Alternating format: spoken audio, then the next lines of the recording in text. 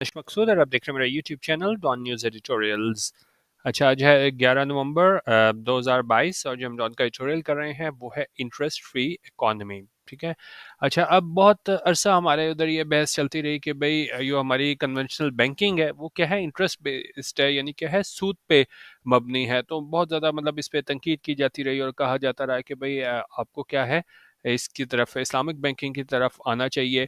और इस पे भी बहुत ज़्यादा बहस होती रही कि भाई ये इस्लामिक बैंकिंग ये है ना, ये असली इस्लामिक बैंकिंग नहीं है, बस सिर्फ एक आप कह लेंगे जी अल्फाजों का हेर फेर है। ये भी मतलब इंटरेस्ट उसी की किस्म ही है जिस तरह कन्वेंशनल बैंक कर रहे हैं, सिर्फ लोगों को इस तरफ रागिब करने के लिए जो है ना, ये इस्लामिक बैंकिंग का जो है ना ये शोशा छोड़ा गया है।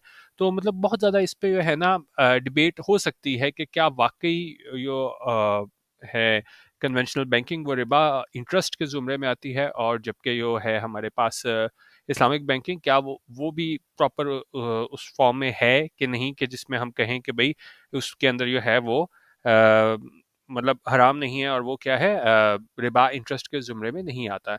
अच्छा, अब ये एडिटोरियल क्या कह रहा है, ये एडिटोरियल बेसिकली है कि जी एक हमारे पास जजमेंट आई थी, इसमें कब आई थी, अप्रैल में आई थी। ठीक है। और उसमें कहा गया था फेडरल शरीयत कोर्ट ने कि जी उसने में गवर्नमेंट को उन्होंने 2027 तक यानी कि 5 साल दिए थे, कि उन्होंने कहा था कि जी आप इंटरेस्ट बेस्ड बैंकिंग जो है ना वो आप खत्म कर दें, यानी कि सूद पे मबनी जो बैंकिंग है उसे खत्म कर दें। ठीक है। और उसके खिलाफ फिर जाहिर है क्या हुआ था, कि इस पे इन्होंने अपील की थी। इसमें क्या कहा था कि जी गवर्नमेंट ने, ठीक है, कि भाई ऐसा नहीं होना चाहिए। अब हुआ क्या है कि इसहाक डार ने ऐलान किया है कि जो रूलिंग कोalition है वो विड्रॉ कर लेगी वो जो अपील की थी इन्होंने इस अप्रैल जजमेंट की, जिसमें कहा गया था कि 2027 तक जो है ना वो आपने खत्म करना है interest based banking.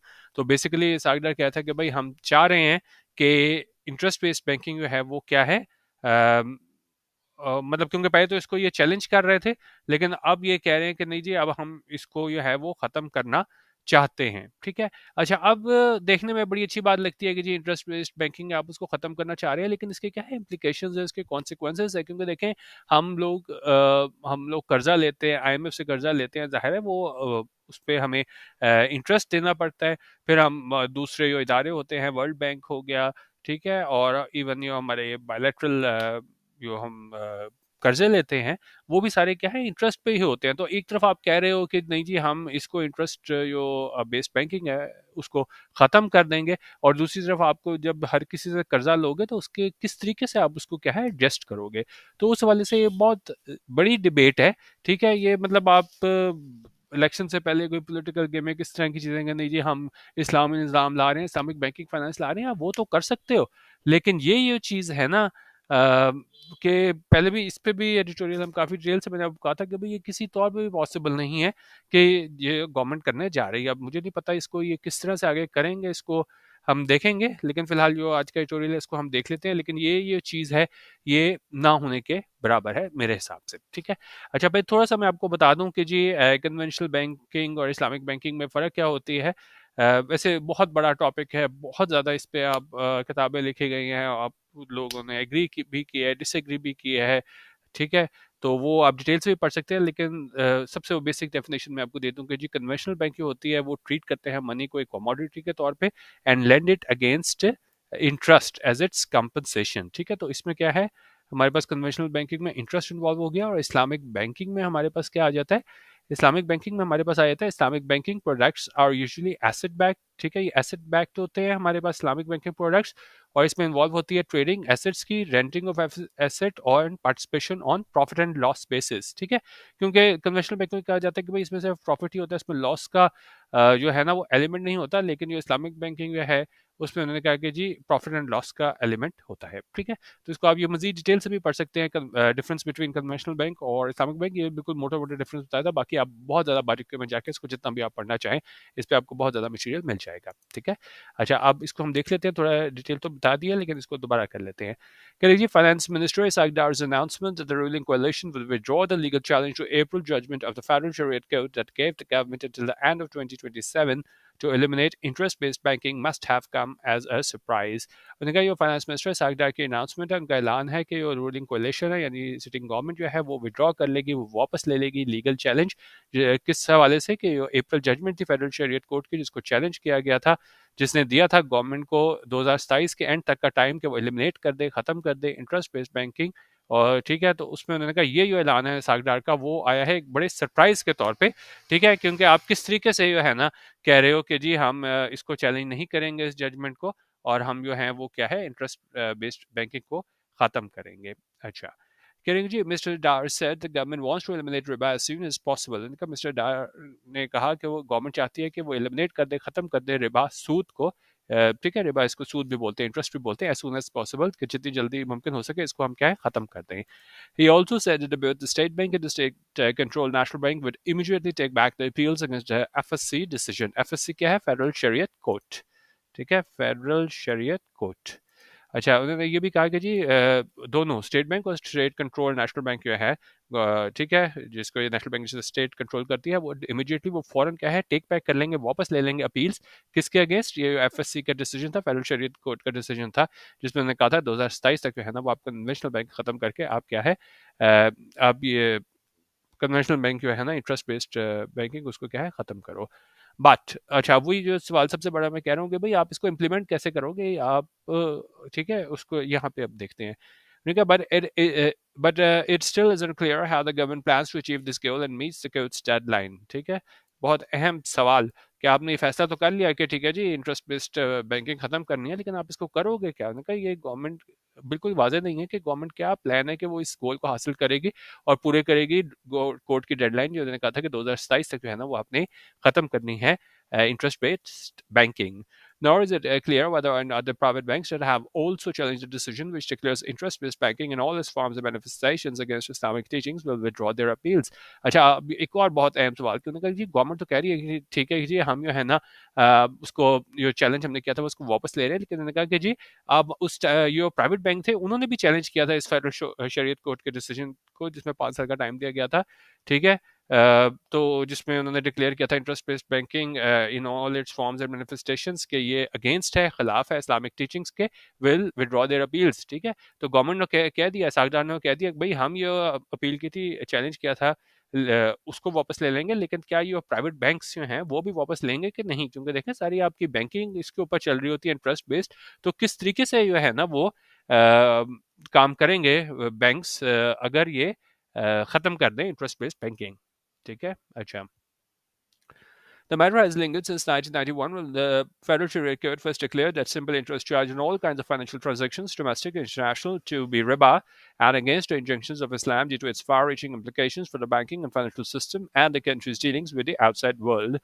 When the matter has lingered होता है कोई चीज़ मतलब जितने अरसे चलना उससे ज़रूरत से ज़्यादा मतलब आप चल जाए ना वो कोई चीज़ ख़त्म ना हो, जिस तरह ये मैटर क्या है लिंगर हुआ है, यानी कि चल रहा है कब से? 1991 से, क्योंकि अब देखें 22 और 9 कितने हो गए, 31 साल जो है ना वो यहाँ पे हो गए। तो ये क्या है मतलब कोई भी मैटर हो उसको इतनी देर नहीं होनी चाहिए, तो ये क्या है लिंगर ऑन हो रहा है, ज़रूरत से ज़्यादा तवालत इख्तियार कर रहा है। और ये कब से ये चल रहा है मसला?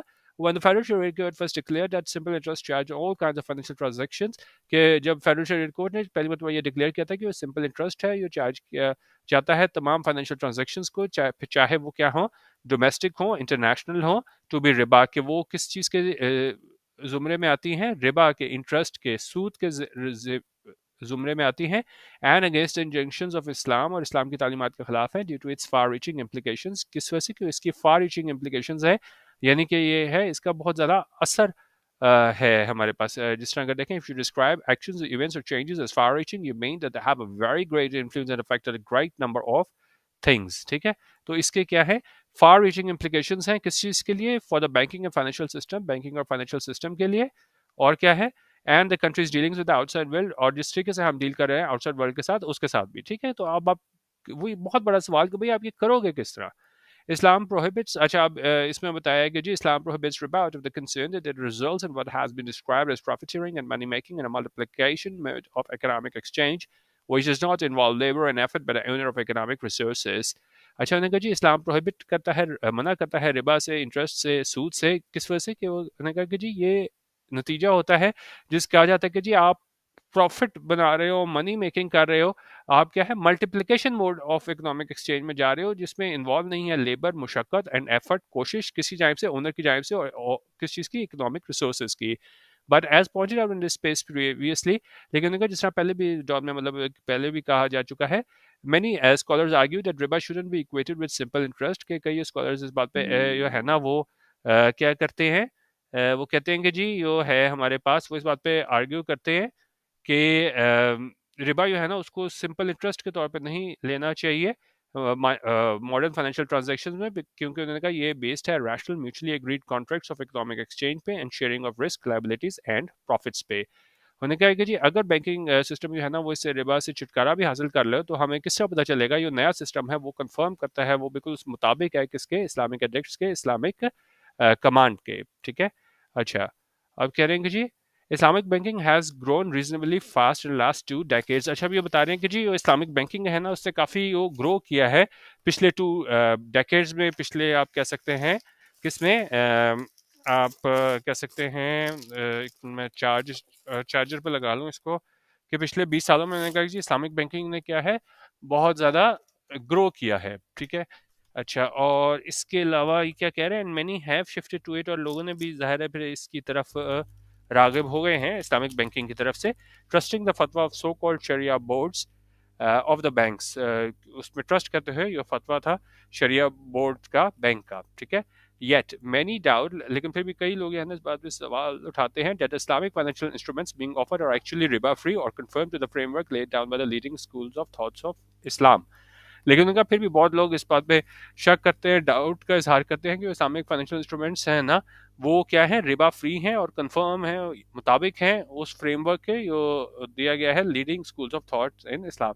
वही मैंने आपको इस तरह बात शुरू में बताई थी कि एक तो लोग जो है ना इस चीज़ पे अभी भी कन्विंस नहीं है कि जो इस्लामिक बैंकिंग है वो वाकई जो है ना वो किसके मुताबिक है, कि एक तो वो रिबा फ्री है और वो कंफर्म करते हैं, मुताबिक है फ्रेमवर्क है जो के दिया गया था लीडिंग स्कूल्स ऑफ थॉट जो हैं इस्लाम के, उसके मुताबिक, ठीक है। तो अभी तक वही मसला जो है ना वो हल नहीं हुआ है। अच्छा, अब कह रहे हैं कि जी अब क्या मसाइल दरपेश आएंगे जब हम इसको कन्वर्ट करके इस पे आ जाएंगे इस्लामिक बैंकिंग की तरफ। Energy conversion to riba-free financial system, or what some describe as Islamic finance, demands thorough and extensive research to understand and define what really constitutes riba. उन्होंने कहा जी ये इसको कन्वर्जन आना मतलब कि यहाँ से इंटरेस्ट बेस्ड बैंकिंग से आप रिबा फ्री फाइनेंशियल सिस्टम की तरफ जाना, और कई लोग जिसको डिस्क्राइब करते हैं इस्लामिक फाइनेंस, ठीक है, कि उन्होंने कहा जी इस्लामिक फाइनेंस की तरफ आना वो डिमांड करता है कि एक बहुत ज़्यादा क्या है जामे रिसर्च की गई हो, कि अंडरस्टैंड किया जाए, समझा जाए और डिफाइन किया जाए कि भाई ये रिबा जो है ना वो होता क्या है। That is important because the shift to an interest-free economy in a complex, globally integrated financial system can be extremely challenging, if not impossible. तो ये यहाँ पे बात करें कि हमें पता होना चाहिए भाई रिबा है, क्योंकि उनका सबसे इम्पोर्टेंट चीज़ ये है कि जब अगर हम शिफ्ट कर जाते हैं interest free shift to an interest-free economy in a complex, globally integrated financial system, क्योंकि कहा हमारा फाइनेंशियल सिस्टम है वो क्या है, ग्लोबली इंटीग्रेटेड है, ठीक है। अब आपने बाहर के बैंकों से काम करना है तो क्या है, आप उनको कहोगे नहीं जी हमारे पास इस्लामिक बैंकिंग है, आप जो है हम इंटरेस्ट नहीं लेंगे, तो वो अगले तो आपसे कभी भी काम नहीं करेंगे।